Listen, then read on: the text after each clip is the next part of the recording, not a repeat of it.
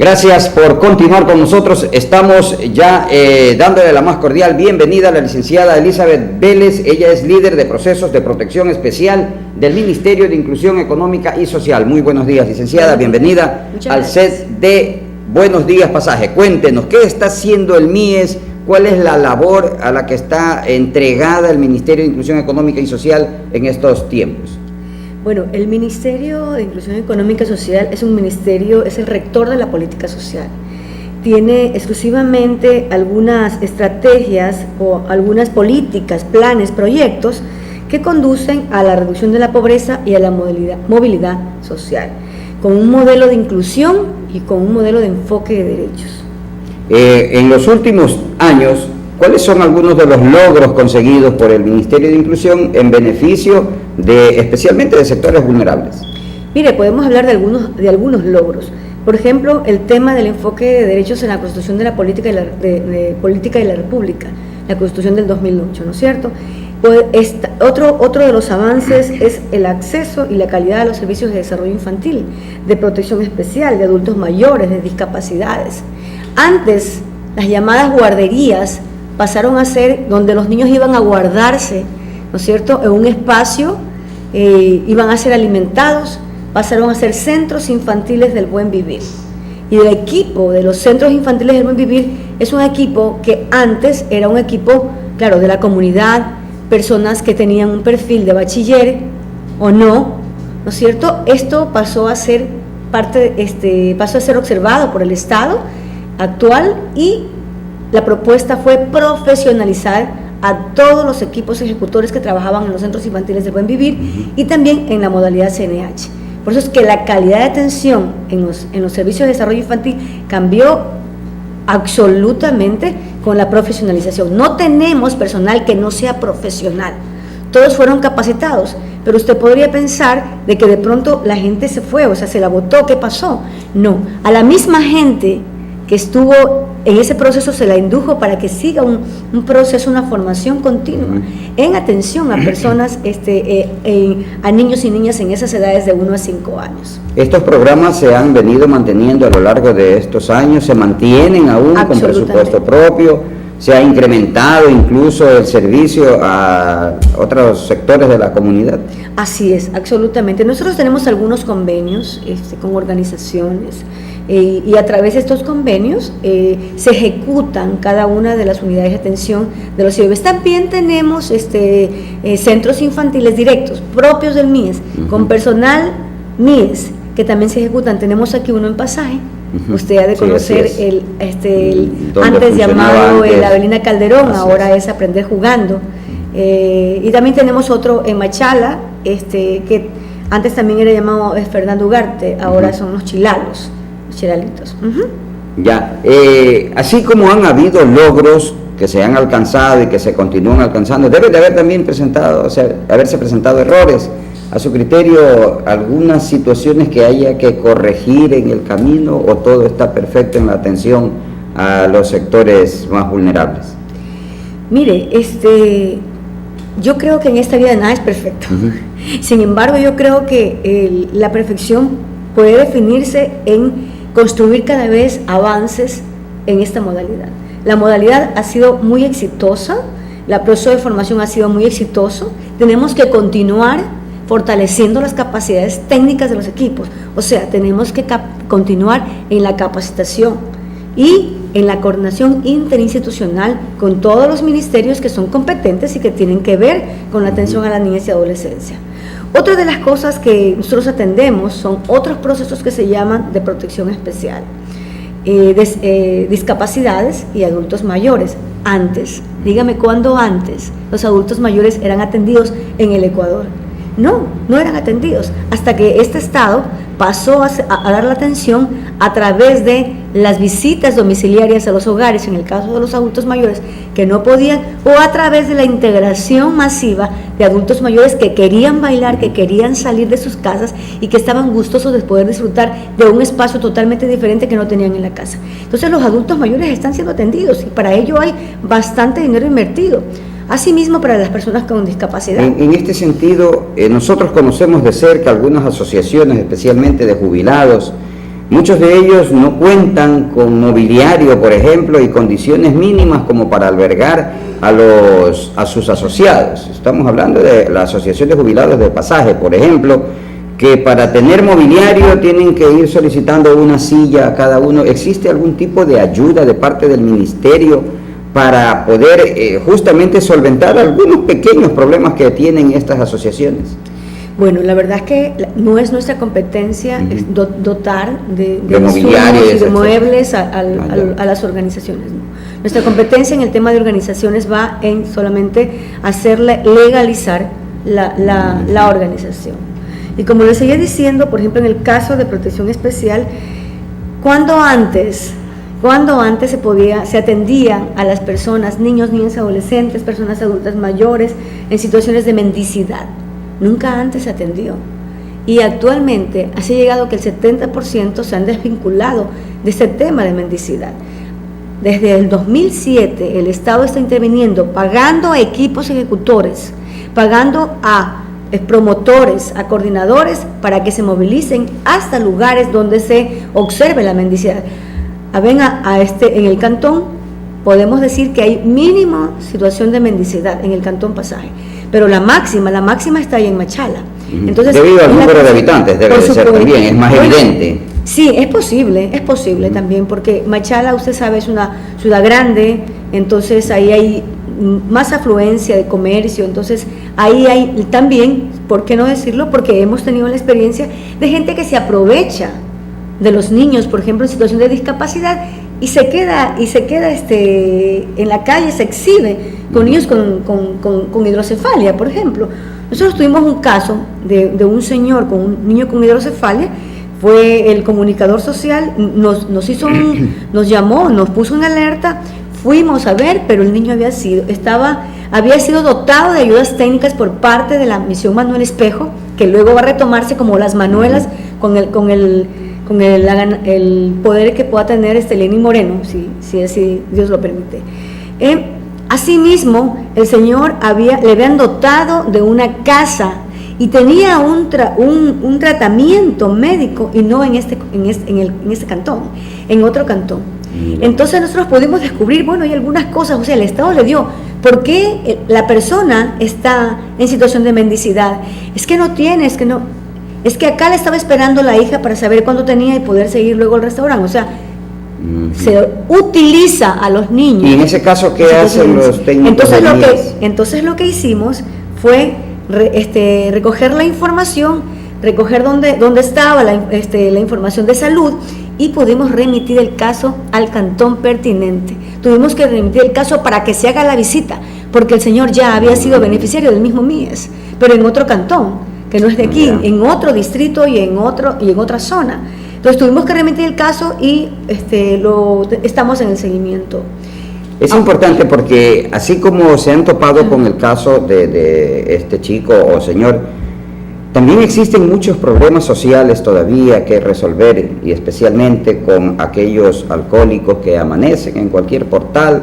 Aquí en Pasaje hay muchos lugares en esa situación, muchas personas que al pie de instituciones educativas están no solo ingiriendo el licor, sino que se amanecen allí, se acuestan y todo.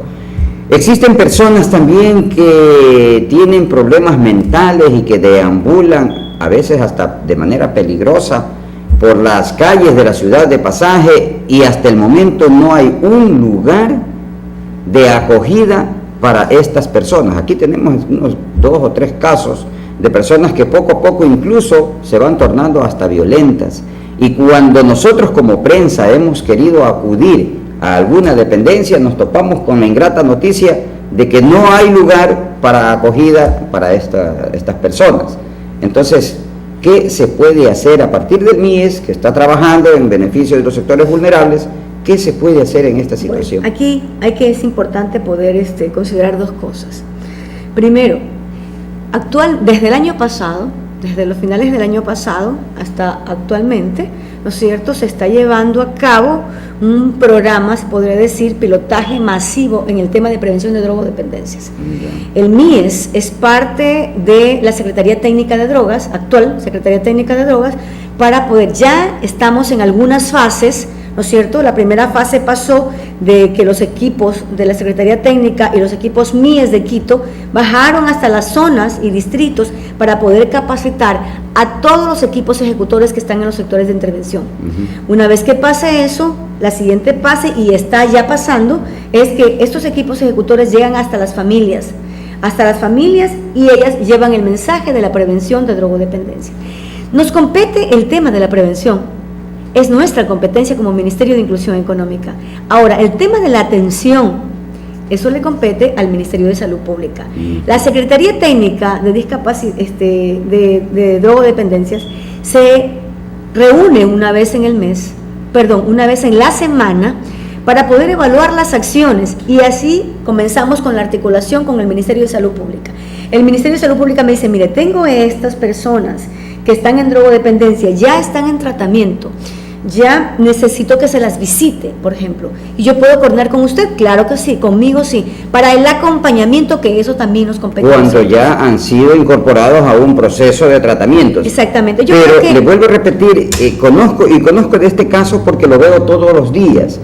Trabajo en una institución educativa en donde todos los días amanecen las personas dedicadas al alcohol, al pie de la puerta de entrada de la institución educativa, que queda en pleno centro de la ciudad, permanentemente, porque además dan un mal ejemplo a los chicos que van al colegio, que son adolescentes.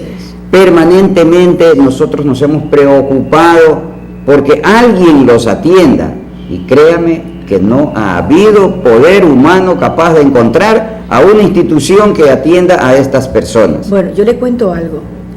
Mire, el Ministerio de Salud Pública, y me adelanto, esto posiblemente no me compete, pero es muy importante.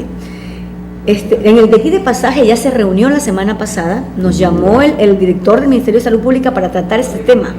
Nos llamó como MIES, y yo le digo, bueno, yo como MIES no es mi competencia, la competencia es salud, pero como MIES me puedo integrar cuando esta familia, quiero poder darle el enfoque sistémico a esta familia, o sea, ¿quién es la familia? ¿Qué necesidades tiene la familia?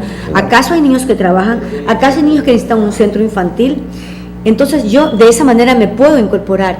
Ahora, todo el Ministerio de Salud Pública actualmente ya también están armando mesas técnicas, se podría decir, equipos de coordinación para poder tratar el tema de la drogodependencia. O sea, mire que actualmente ya se están moviendo las piezas, y claro, hay una de las cosas también es que se requiere el apoyo de la familia y la voluntad de la persona. Bueno, muchas de las veces estas personas ni siquiera creo que son hasta rechazadas por las familias, porque no se concibe que un familiar permita que su hermano, su tío, sus padres amanezcan en la calle, y cuando ya están en esta situación de alcoholismo, se hace muy difícil mantenerlos dentro del seno del hogar. Entonces, si vamos por ese lado, yo creo que la familia ya les ha fallado a estas personas, y más bien correspondería a entidades del gobierno tomar esta responsabilidad para sí, primero como seres humanos, que requieren y merecen toda nuestra atención.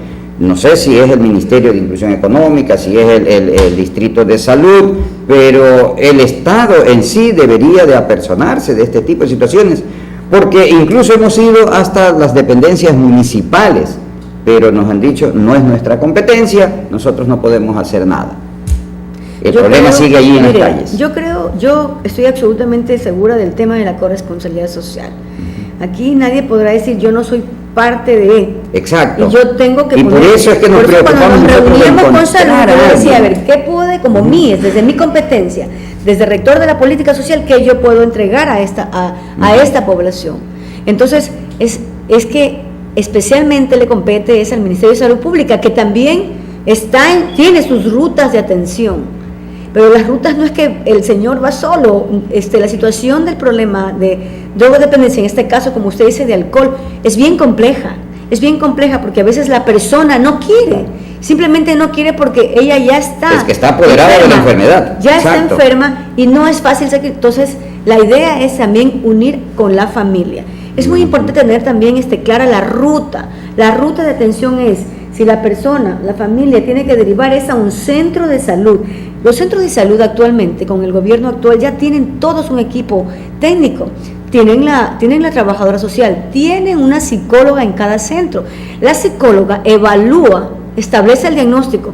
Si le deriva para la atención de un programa especial que hay en Machala, que es el único que hay en Machala, en el Mabel Estupiñán, o si sigue el tratamiento con ella misma. Así, a su vez, si la persona ha estado en crisis, entonces va al hospital y en el necesariamente hospital tienen que esperar que vaya un familiar, se apersone o puede ser de oficio también, porque el funcionario está para solucionar el problema. La persona puede ir sola, pero es complicado. Yo le digo, no podrá decirlo de pronto porque tal vez no haya vivido, pero es complicado. Si usted va, yo quiero ayudarlo, vamos señor, el señor podrá ir en ese momento, no lo aceptan, no lo va a aceptar porque es bien complicado. Se necesita el apoyo de la familia, necesita el personal técnico que sabe cómo tratar el caso, porque sí, y la familia también es corresponsable. Yo le digo, nosotros como seres humanos, algunos docentes como seres humanos hemos querido ayudar a estas personas, pero están tan apoderados de la enfermedad que no aceptan ninguna otra ayuda que no sea alcohol. Entonces lo que se necesita, más que buenas intenciones, es personal técnico especializado para poder tratar este tipo de enfermedades. Y para ello, pues, bueno, ahora usted nos dice es el Distrito de Salud y vamos a ir para allá. Lo importante es que estas personas no se sientan abandonadas por la sociedad.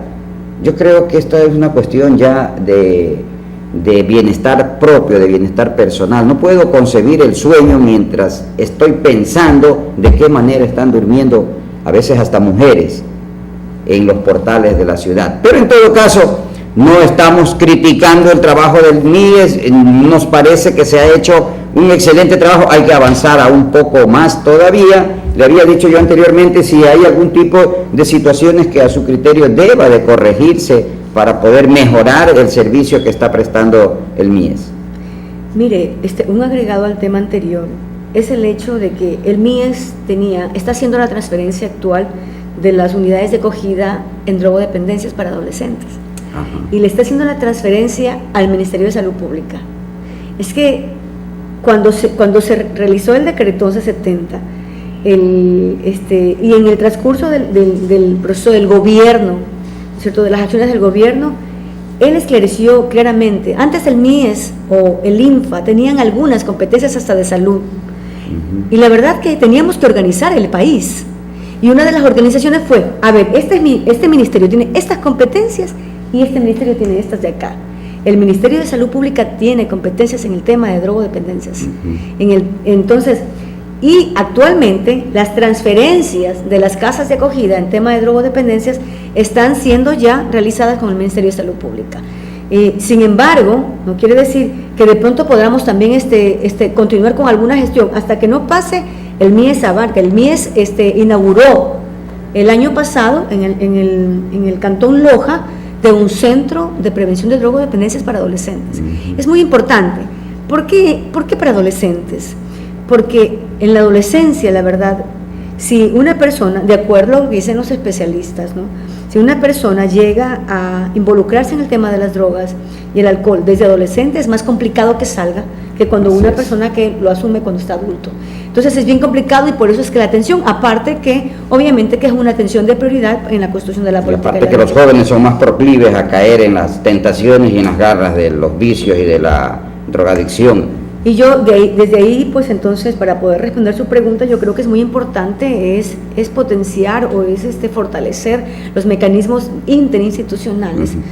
Yo creo que si nos activamos como sistema de protección, los resultados van a ser inmediatos y muy eficaces. Tengo un caso también, aprovechando su presencia, no todos los días nos visitan funcionarios del MIES, y como para que nos oriente un poco.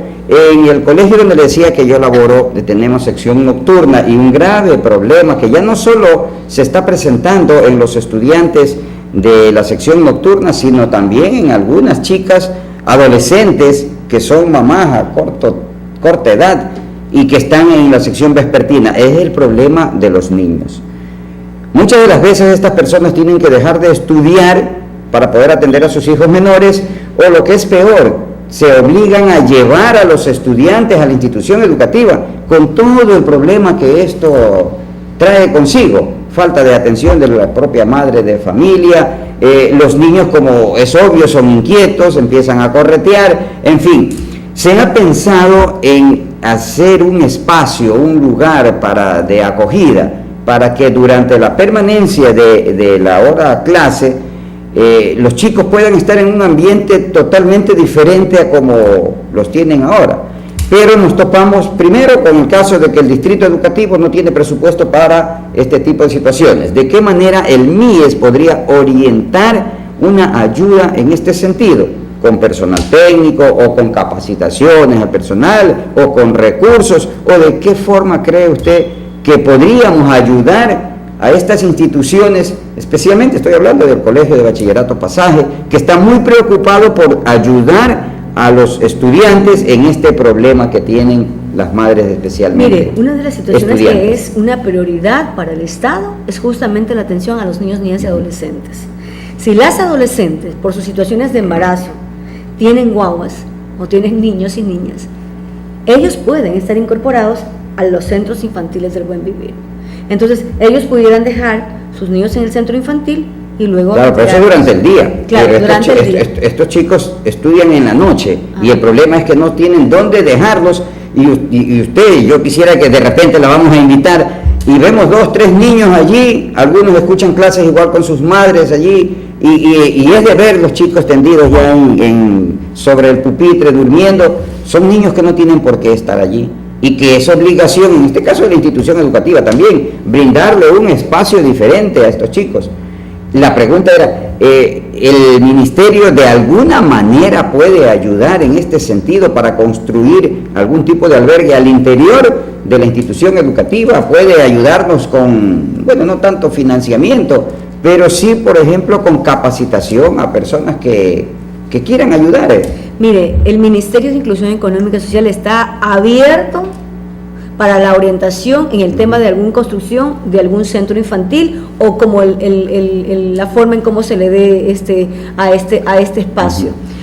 Nosotros tenemos un personal capacitado y está presto, solamente se requiere que se haga la solicitud por escrito y nosotros como tenemos un personal capacitado que puede brindar las facilidades y las orientaciones, primero para saber cómo debe estar los espacios distribuidos para los niños.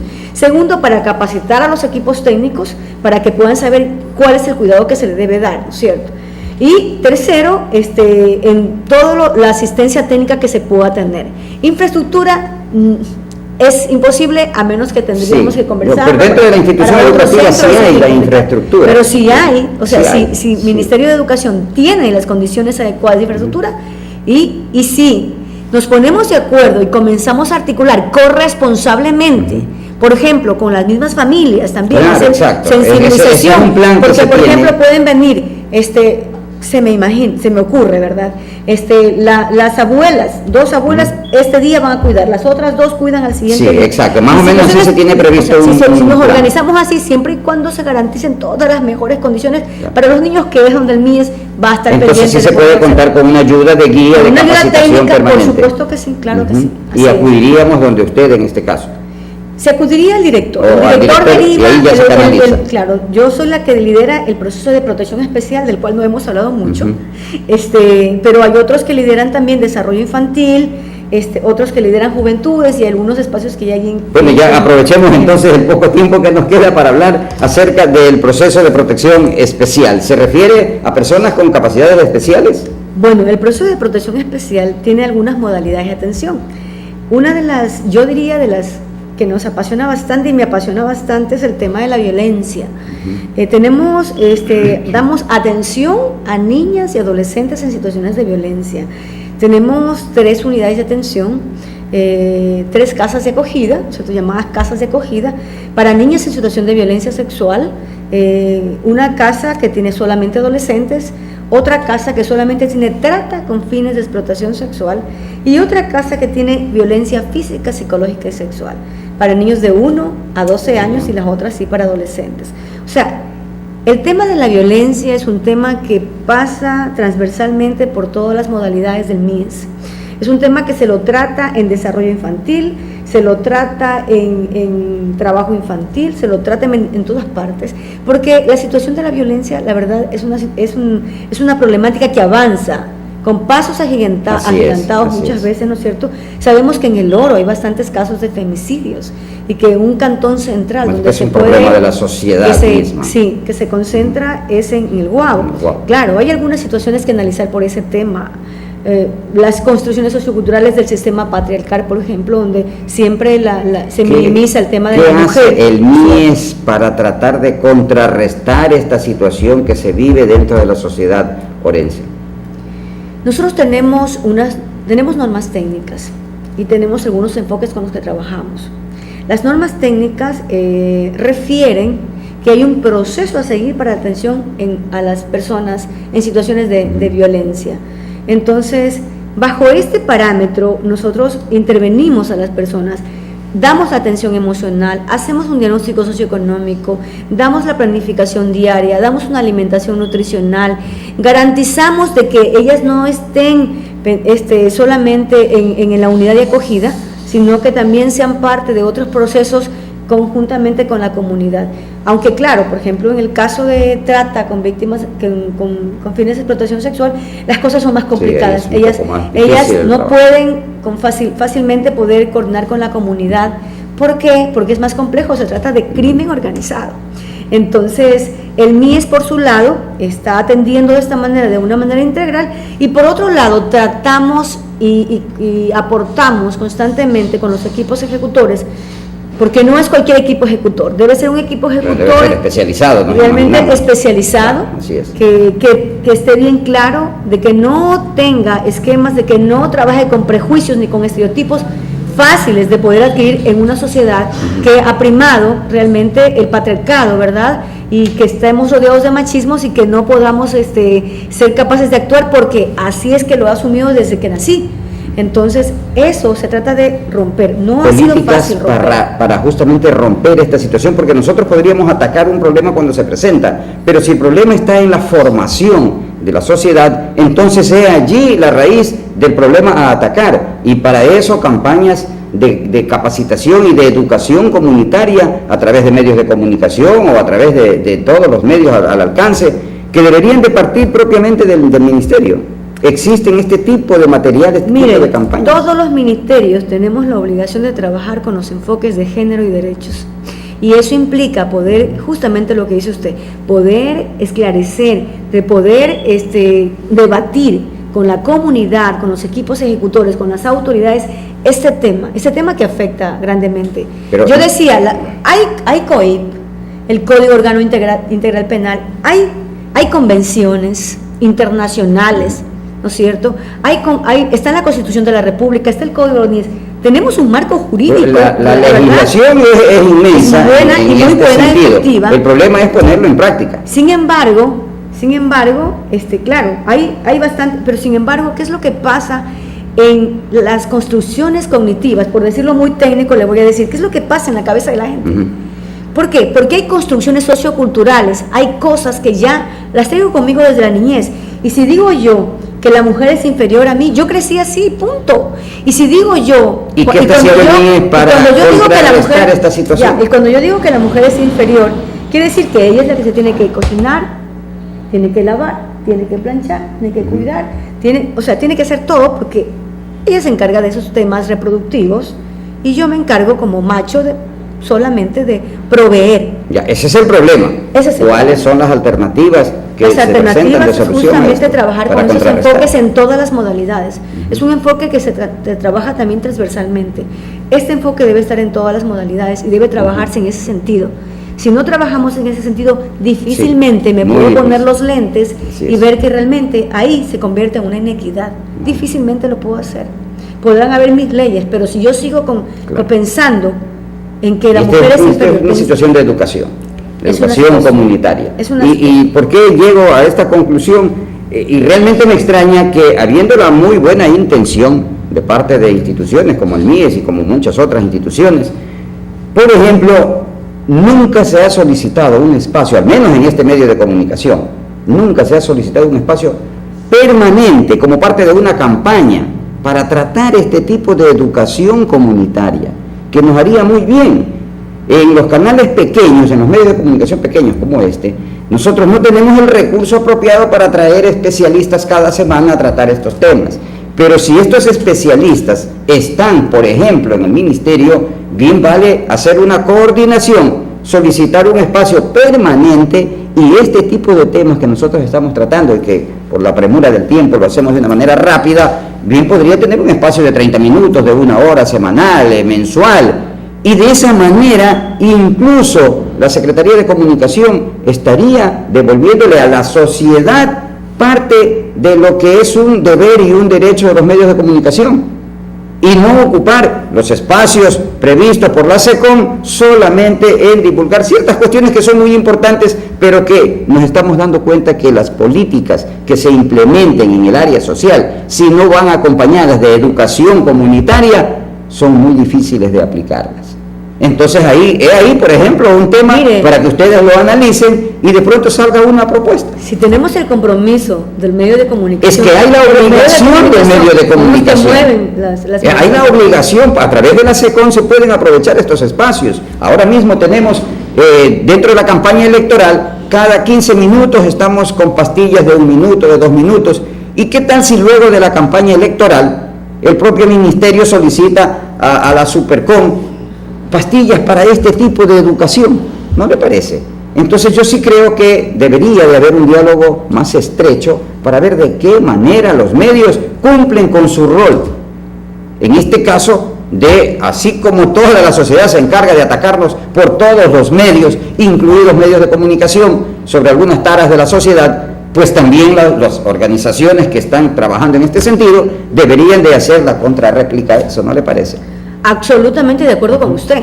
Yo creo que es solamente de ponernos de acuerdo, sentarnos con los líderes de los ministerios, ¿no es cierto?, con los departamentos de comunicación y poder decir, ya llegamos a este acuerdo, vamos a hablar este miércoles de trabajo infantil, porque el tema del trabajo infantil es otro tema. Y si todos los días lo estamos hablando, vamos a lograr avanzar. Así es, yo estoy absolutamente de acuerdo. Yo creo que es muy importante el aporte que damos y que tal vez, como usted decía, pero ¿cuáles son las debilidades? De pronto esa puede ser una debilidad. El tema de que no nos hemos sentado a conversar, por ejemplo, es la primera vez que yo lo conozco. Y poder aprovechar de todas las maneras los medios de comunicación masivos para poder dar el mensaje a la comunidad. Y llegar con esto. Y verá que no invierten más que en el transporte, en el traslado de los técnicos, porque los espacios están dispuestos allí. Si me permite dar una referencia personal, estaba en un curso virtual de trabajo infantil el día de ayer, se cerró el curso virtual, y donde todos los equipos que trabajan en este tema, obviamente que están trabajando, y me decía, ¿puede decir usted, era una propuesta que hacía yo supuestamente, que otros actores locales podrían ser parte de poder hacer la sensibilización? Y yo digo, ¿qué otros actores locales? A ver, estamos trabajando como mesa técnica, tenemos una mesa técnica de trabajo infantil. Yo digo, pero aquí no están, son los medios de comunicación. Entonces se me ocurrió esta idea que usted tiene, esta yo la plasmé en este curso virtual, que me parece muy interesante en temas de trabajo infantil, de mendicidad, en temas de violencia, en temas de discapacidad, adultos mayores, y socializar a la gente qué es lo que se pasa. Mire lo que es importante orientar a las personas en el tema del bono de desarrollo humano, por ejemplo. El bono Joaquín Gallegos Lara, que tiene más de 4 millones de dólares invertidos en el país, estamos hablando, 400 millones en toda la década, de hace 10 años en el país. Entonces, bonos Joaquín Gallegos Lara de $140. Entonces, es importante que la comunidad sepa cuál es el criterio para poder obtener el bono. Debe tener el 75% de discapacidad intelectual, física, entre otros requisitos, física, y el 65% de discapacidad intelectual. Claro, el que es el requisito importante es el tema del censo. Yo le cuento que antes el bono había sido facilitado, por ejemplo, para personas que tenían condiciones económicas favorables, pero no puede ser justo, porque ellos sí pueden pagar, ¿no es cierto? Claro. Entonces, hay algunas cosas que aclarar. Es importante el tema de los medios de comunicación. Yo creo que el tiempo siempre es corto. Nos complace que nos haya dispensado esta visita y la quiero comprometer a usted, al equipo técnico, para que vengan permanentemente, aprovechemos estos espacios. Nosotros como medio no podemos traer a los profesionales permanentemente, pero ustedes sí, porque son parte de su trabajo, y si es que en algo nosotros podemos ayudar como medios de comunicación, pues las puertas estarán siempre abiertas y nuestro compromiso siempre estará a favor de llegar con alguna ayuda de cualquier manera a la comunidad, que es nuestra razón de ser. De forma que públicamente nos comprometemos como medio de comunicación, ojalá tengamos a futuro algún tipo de reunión, algunas charlas, para ir concretando una idea de educación comunitaria, que esto ni siquiera tendría costo para el ministerio, sino que es parte de lo que el Estado nos permite a nosotros, a través de las frecuencias, llegar a la comunidad, pues nosotros debemos de devolverle también al Estado y a la comunidad parte de ese favor que nos están haciendo, pues, al permitirnos estar nosotros con nuestras ondas en cada uno de los hogares. De forma que ahí está el planteamiento. Usted como técnica lo analizará, lo llevará al MIES, llevaré el mensaje de pronto puede salir como usted bien lo dice, de pronto puede salir un plan piloto a partir de la provincia de El Oro, y vean ustedes que quien se llevará todos los aplausos serán las personas que más lo necesitan, porque es en beneficio de ellos. Así es, ellos son los actores. Muy bien, muchísimas gracias. Entonces, gracias a usted. La licenciada Elizabeth Vélez, un placer conversar. Líder es ella de procesos de protección especial del Ministerio de Inclusión Económica y Social. Nos vamos a una breve pausa, luego continuamos con más de nuestro informativo Buenos Días Pasaje. Muchísimas gracias.